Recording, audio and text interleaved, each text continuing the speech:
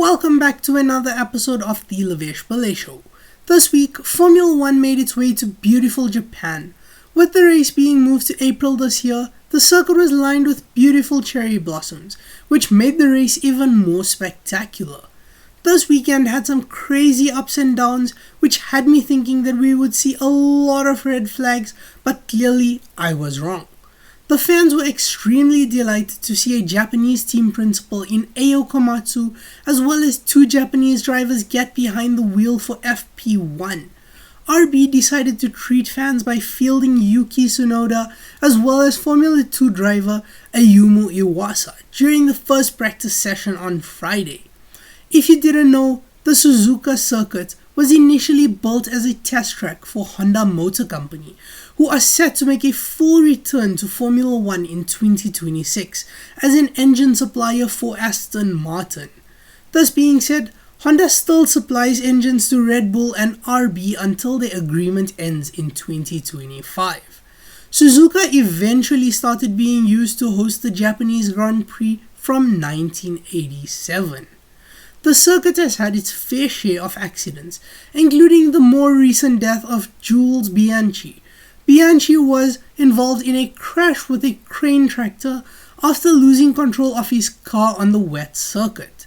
The recovery vehicle was on the track to remove the car of Adrian Suttles, who spun out due to the inclement weather. Bianchi was in a coma for 9 months until he succumbed to his injuries on 17th of July 2015. The death of Bianchi sparks massive outrage amongst the F1 community. Drivers and fans alike were in uproar over the deployment of the tractor while drivers were still on the track. This eventually led to some changes to regulations, including the implementation of the virtual safety car. In honor of Bianchi, the FIA retired the number 17 as a tribute to him. Charles Leclerc, who is Bianchi's godson, wore a helmet that featured the number 17 and the core colors that Bianchi used at this weekend's Grand Prix to honor the late driver. On to other news, FP1 saw the Williams team grabbing their heads after Sargent's car spun into a wall.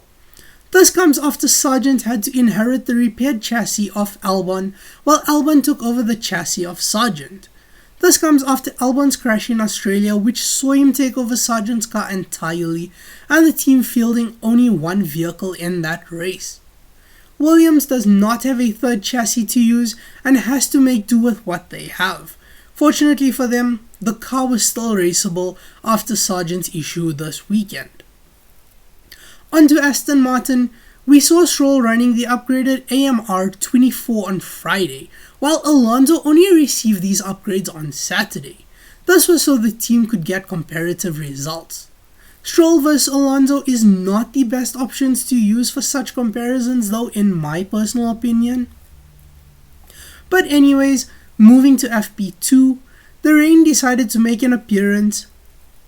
Some teams decided to make use of intermittent tires, but this still proved to be a problem because the tracks were not entirely wet enough for this, so they lost a bit of grip.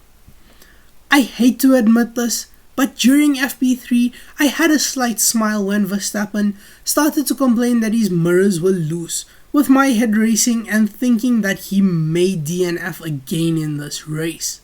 Sadly, that did not happen.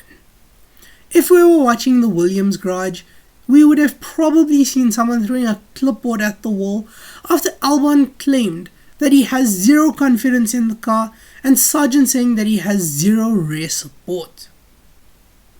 Now to the main race, we started off the race with a very early crash between Ricciardo and Albon, which saw a red flag and about 30 minutes of delay.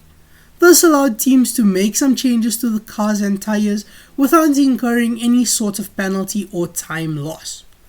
Shortly after the restart, the two Alpines nudged into each other, but this resulted in no damage and both cars could keep racing.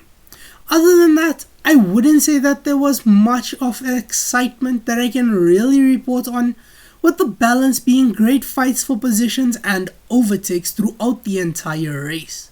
Japan ended off with a Red Bull 1-2 with Verstappen first and Perez second. We saw Sainz come in with third. I don't know about you though, but I really want to know what makes the Red Bulls so fast. That's it for this week. Don't forget to like, share and subscribe. Thank you for listening to the Lavesh Show.